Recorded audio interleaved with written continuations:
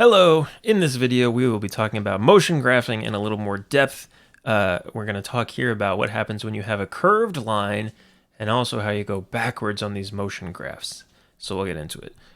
To start, sort of a definition that we need that's going to serve as a counterpoint is average velocity.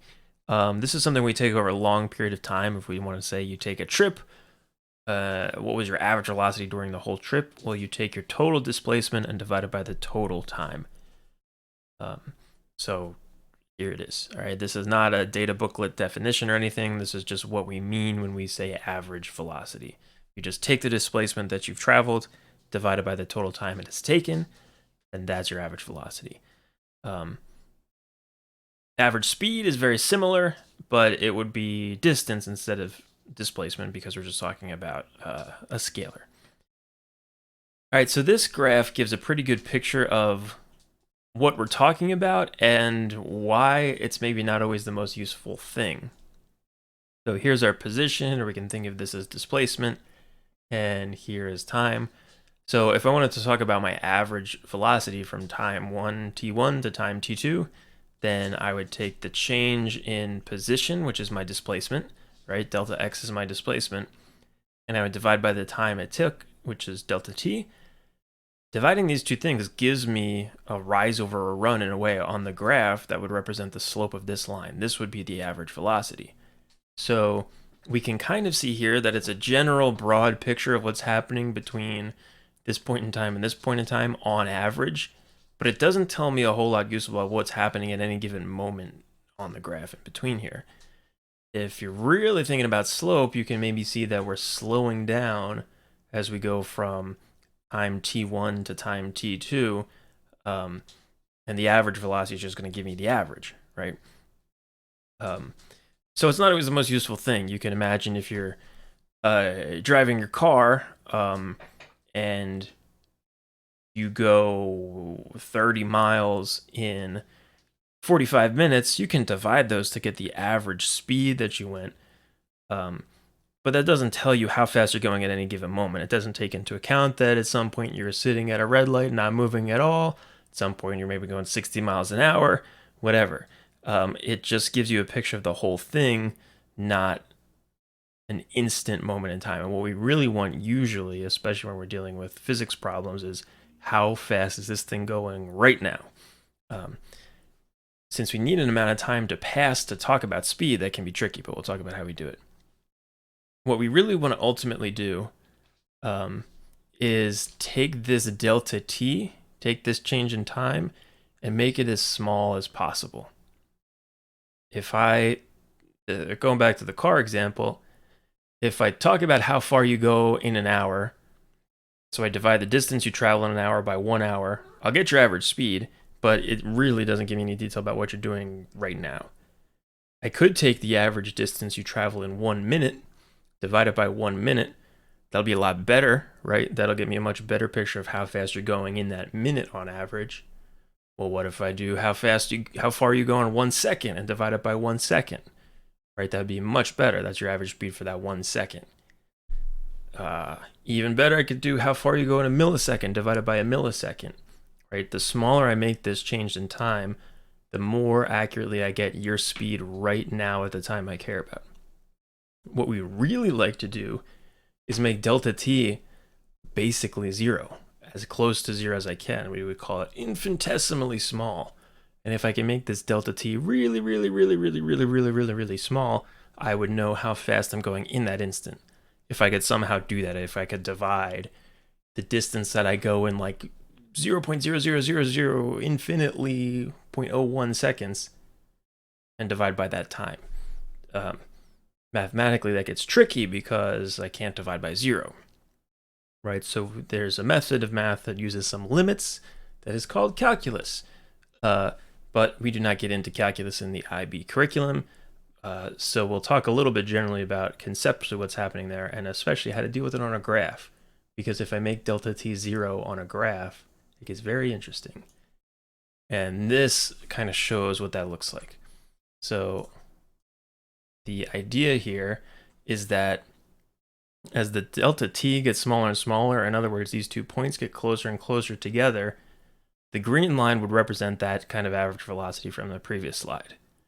And we can see here when the points get really close together, when I make that change in time as small as possible, even like infinitely small, this green line approaches this blue line. You might recognize the blue line from math class. That's a tangent line. That's a line that crosses the curve at exactly 1 point, and if you buy it, hits the curve at a 90-degree angle.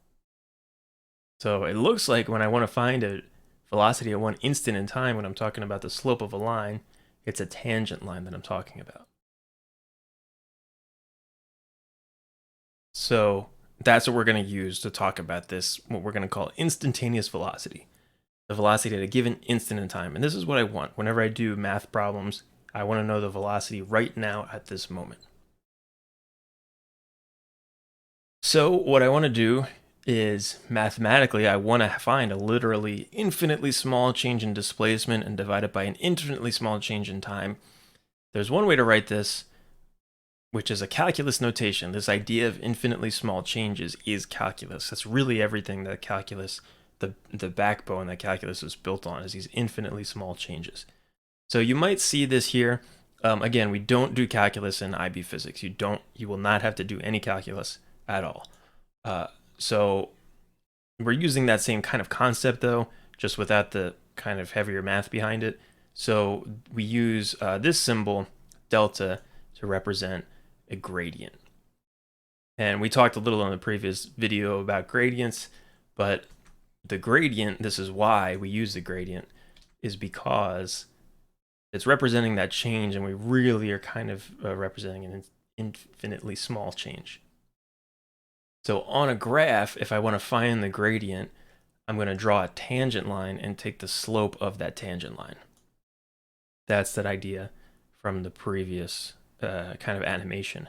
If I make that change in time as small as possible, the line I'm talking about is a tangent line.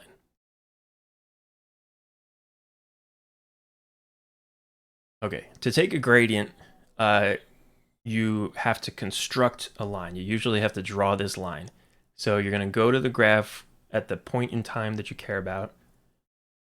You're going to go to the curve at that point in time, and you're going to draw a tangent line. You need to use your ruler, put it on the graph, and draw it as best you can so that it just grazes the graph at that one point in time you care about. It should hit it at a 90-degree angle. And you want to extend it as far as possible because that'll let you get a good slope. You're going to choose 2 points. You're going to choose 2 points that are far apart. Whenever you're taking a slope, you want to choose 2 points as far apart as you can. The closer together your points are, the less accurate your calculated slope will be. And of course, you use the slope formula to find the actual slope, which will be your gradient. All right, so let's look at an example. Here's a displacement versus time graph that is curved. This object is accelerating, it's speeding up. So if I wanted to find the velocity at 2 seconds, I would draw a line like this. This is my tangent line. I would then choose 2 points far away as possible. Usually a good thing to do too is try and pick 2 points where there's an intersection. Right? Try and pick a point where it looks like the line more or less crosses an intersection that's easy to read. So I'm choosing 1, 0 and 3, 8. Those are 2 points that would work very well. I can find the slope of that very easily, and they're far apart. So I literally just take the slope here, and I find 4 meters per second. And so the velocity of the object at 2 seconds is 4 meters per second. All right, there's one other type of thing I can do with the graph, and I'm going to show it to you before we really talk about it, just to show you the example. This is called area under the curve, and the idea here is I have a velocity versus time graph, and for the sake of example, we're going with a constant velocity, 2 meters per second, traveling for a little while. If I, for example, wanted to find the displacement of this object, since it's going at a constant speed, I can just multiply 2 meters per second by 3 seconds. And I can see pretty clearly this thing has gone 6 meters if it's traveling for 3 seconds at a constant velocity of 2 meters per second, right? We so far don't know a way to go from a velocity versus time graph to get that displacement. The only thing we know how to do is to go from a velocity versus time graph to get acceleration by talking about the slope or now the gradient. And I can see at all points the gradient here is 0, which should make sense if the object's moving with constant velocity. Its acceleration is 0. It's not changing its velocity. All right, what I could do if I was feeling wild is I could take the area. I could draw a rectangle, or I could draw a shape that's sort of between the curve and the x-axis here. And I could say, hey, I noticed that this is a rectangle with a height of 2 meters per second and a width of 3 seconds. And if I want to find the area, I can multiply, I guess we call it length times width. 2 meters per second times 3 seconds gives me 6 meters. That's the area under the curve. It turns out that area is the displacement. That area represents the displacement. If you're curious, this is another kind of calculus concept in disguise called an integral. But again, we can do it on a graph, and all we do is we take the area under the curve. When we say area under the curve, it's a little confusing and maybe not the best term. We really mean the area between the curve and the x-axis. There's 2 ways you can find the area. A lot of times you're just going to be doing like length times width for the area of a rectangle, 1/2 base times height for the area of a triangle, and splitting your graph up into like triangles and rectangles and adding a bunch of areas together. Sometimes they'll give you something weirder where there's like a curved line and you can't quite draw a shape like that. They sometimes literally want you to count blocks on your graph paper and like make estimations, like there are 26.5 blocks underneath this curve, and 1 block is this area, and you figure out the total area that way. They sometimes want you to literally do it that way. Keep in mind for the IB though, you never ever have to do calculus. Okay, one other thing for this. So when we say area under the curve, the reason it could be confusing, we really mean area between the curve and the x-axis. So if this is my curve, I would break it into a couple of sections, because in this section for the first 1.5 seconds, 1.6 seconds or so, I'm above the x-axis, so I'd be dealing with the area of this triangle. But for the rest of the time, I'm under the curve, and so the area I would take would be in here. It would be in between the curve and the x-axis. We do call those positive and negative, because down here, the area, if I did this, like this has a height of -2 meters per square second. So this is a negative value when I take the area here. So if I wanted to find, this is acceleration versus time, it turns out if I took the area, let's see, I would be multiplying values in meters per square second by seconds. I would get meters per second. So it turns out the area under this curve would give me velocity. So if I took the total area, positive and negative, added them together, I would get the change in velocity over this whole course of time. All right, so this summarizes everything you can do with a graph now, and you really need to memorize this. You will become very comfortable with this as you do it over and over and over again. This comes up a lot. And there's gradients and other parts of physics, so this concept is not limited to just motion graphs. But what we kind of know already is I can go from a displacement graph to a velocity graph and a velocity to acceleration graph with some slopey stuff. Now we can say a little better. It's the slope of a tangent line. So you draw a tangent line at the point you care about. You take the slope of that tangent line. That tells you about the next thing at a point. All right, so the gradient will take you this way. And if I don't go backwards, it's area under the curve. So area under velocity versus time graph gives me displacement. Area under acceleration versus time graphs gives me velocity. Change in velocity, really. So those are very useful for moving back and forth across these motion graphs. And now you should be able to move throughout them freely. So you'll get lots of practice with that. Have fun.